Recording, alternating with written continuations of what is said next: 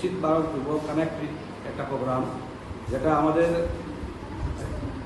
সমস্ত ভারতবর্ষের প্রত্যেকটা ডিস্ট্রিক্ট থেকে দুটা করে কলেজ সিলেক্ট করা হয়েছে, যেখানে 8 লক্ষ ছাত্র যুবক কলেজ থেকে তারা ভারতের প্রধানমন্ত্রী এটাতে লাইভ থাকবেন, যেখানে ছাত্রছাত্রীরা ওনার সাথে ডাইরেক্ট ইন্টারেক্ট করতে পারবে। যেটা আমাদের প্রোগ্রাম হবে 27 আগস্ট।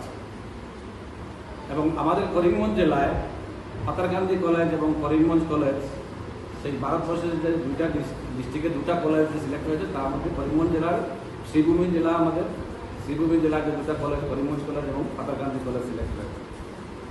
এখানে যেটা সরকারের যেটা মেইন ফোকাস,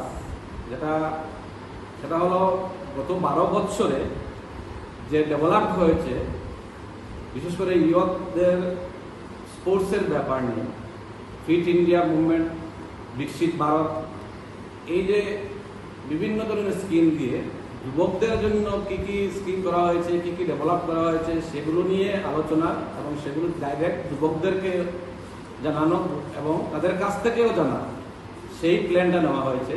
সেটা হবে 27 আগস্ট 2026।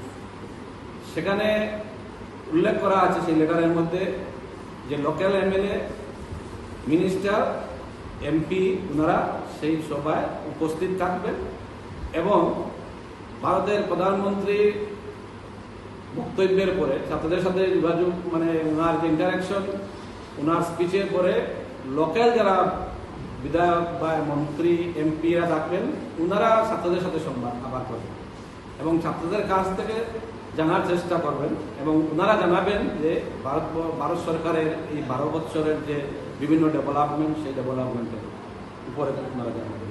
টোটাল 8 লাখ পার্টিসিপেন্ট থাকবে সমস্ত ভারতবর্ষে এবং 1600 ইনস্টিটিউশন এরিয়া প্লেস থেকে ওরা কানেক্ট হবে।